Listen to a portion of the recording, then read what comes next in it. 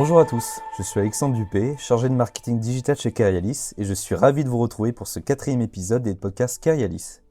Carialis, acteur de la protection sociale, a lancé ses podcasts Carialis afin de vous éclairer sur des sujets qui nous tiennent à cœur.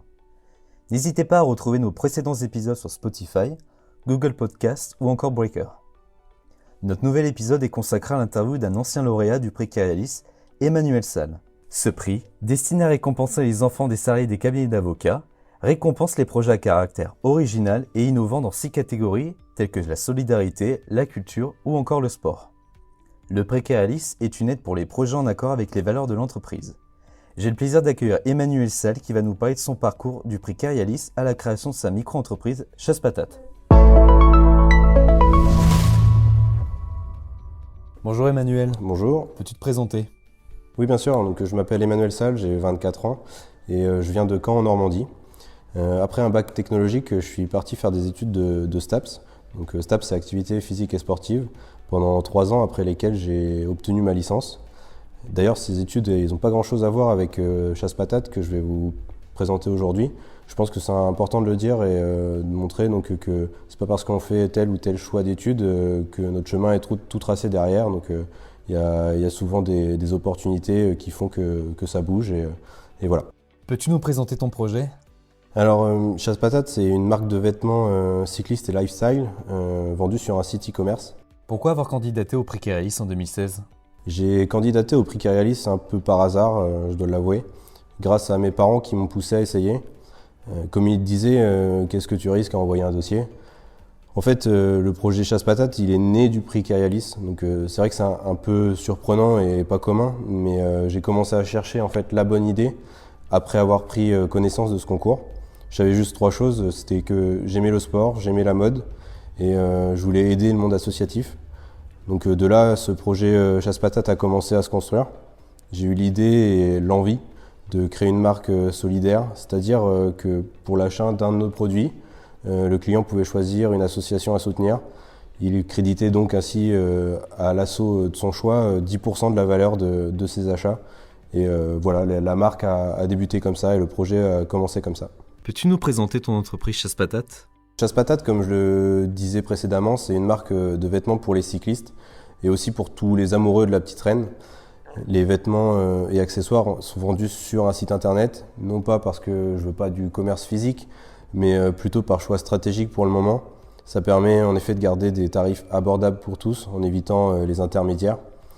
Les produits sont renouvelés régulièrement sous forme de collections par saison, mais aussi de collections capsules.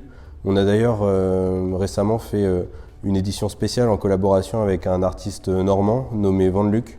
C'est un artiste qui utilise la vache, le symbole de la Normandie, dans ses créations, que ce soit sur une toile ou sur une sculpture. On l'a contacté, nous, pour qu'il nous fasse le design d'un de nos maillots.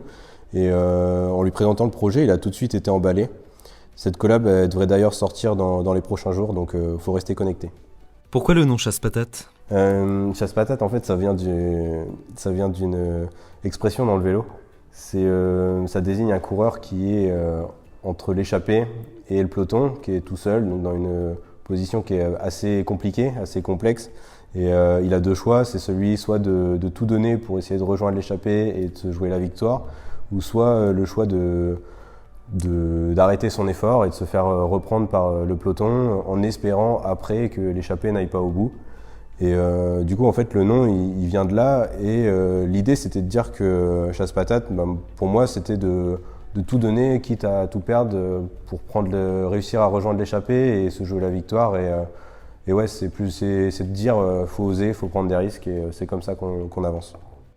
Où en est ton projet 4 ans après le prix Carialis ? C'est vrai que ça fait déjà 4 ans, alors que j'ai l'impression d'avoir commencé hier. Il s'est vraiment passé beaucoup de choses depuis 4 ans. Donc il y a 4 ans, je commençais à floquer des t-shirts dans le grenier de mes parents. Aujourd'hui, j'ai un bureau pour travailler. C'est beaucoup mieux d'ailleurs. Et en parlant du bureau, j'ai été accompagné par la ville de Bayeux qui me soutient dans le projet Chasse Patate, donc je les en remercie. J'ai aussi commencé à élargir la gamme pour passer d'une dizaine de produits à presque 50 maintenant. Et également un très grand changement, c'est que je suis passé d'une production à l'étranger pour l'assemblage des textiles à presque maintenant, c'est pas encore totalement une production locale, mais presque locale en Normandie, donc chez moi. Et ça, c'est quand même ma plus grande fierté pour le moment.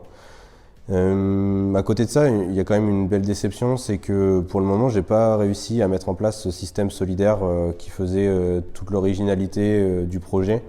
Le problème, c'est le coût.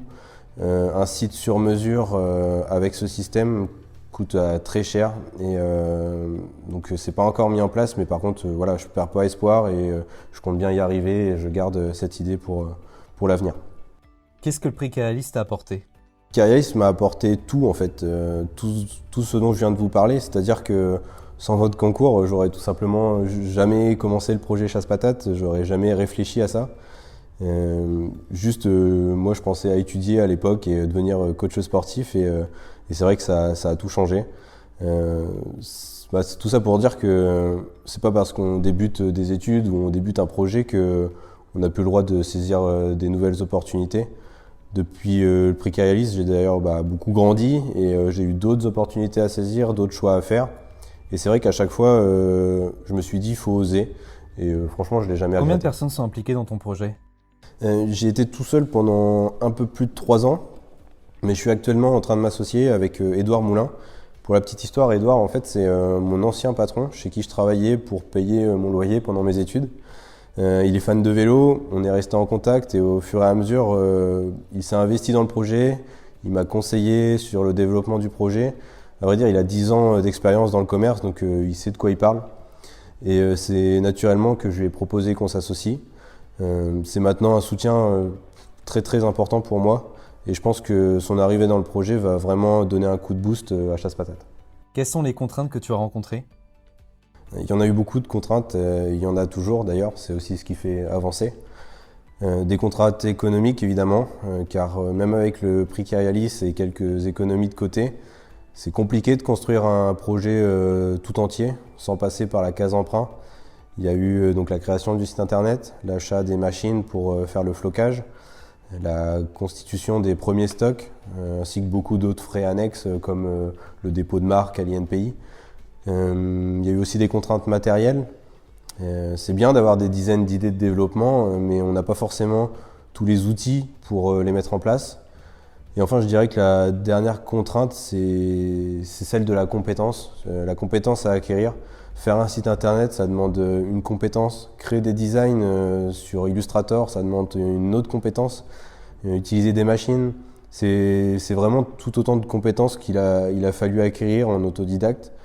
C'est pas facile, mais je dois dire que c'est vraiment gratifiant d'apprendre par soi-même. D'ailleurs, j'incite vraiment tous les jeunes qui se disent je sais pas faire, j'ai pas été formé à ça, à utiliser un outil formidable qui est Internet qu'on a maintenant. Et de chercher des tutos, des vidéos, des formations. Il y a un savoir qui est tellement immense, donc autant en profiter. Quels sont les objectifs à court terme ? Le principal objectif, ça va être que la production soit totalement normande. Donc ça, j'espère que ça soit fait en début 2022.